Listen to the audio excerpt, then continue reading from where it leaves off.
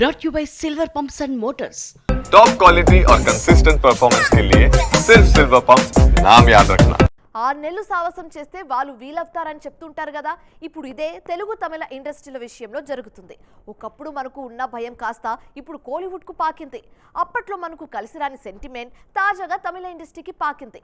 ఇంతకీ ఏంటా సెంటిమెంట్? ఏ విషయంలో టాలీవుడ్ బ్యాడ్ లక్ కోలీవుడ్కు అంటుకుంది? చూసేద్దాం. బాహుబలి 2 వచ్చేంత వరకు టాలీవుడ్ ను సీక్వెల్ ఫోబియా వెంటాడింది. ఒకప్పుడు తెలుగులో సీక్వెల్ వచ్చిందంటే చాలు ఫ్లాప్ అని fix అయిపోయేవాళ్ళు audience. Gaayam 2, Money Money More Money, Shankar Dada Zindabad, Arya 2, Kick 2 ఇలా సీక్వెల్ ఏదైనా రిజల్ట్ మాత్రం ఫ్లాపే.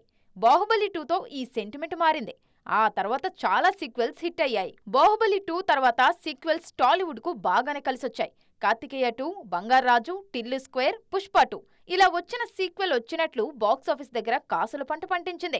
తాజాగా మ్యాడ్ స్క్వేర్ రిలీజ్ కు రెడీగా ఉంది.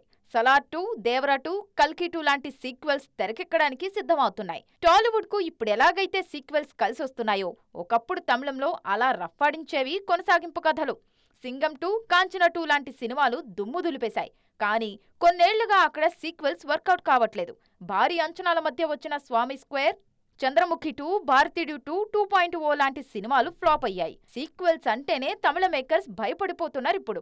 పొన్నియిన్ సెల్వన్ 2 సైతం అంతగా ఆడలేదు. ప్రస్తుతం జైలర్ 2తో పాటు లోకేష్ కనకరాజ్ ఖైదీ 2, కార్తీ సర్దార్ 2, తని ఒరువన్ 2 త్వరలోనే రానున్నాయి.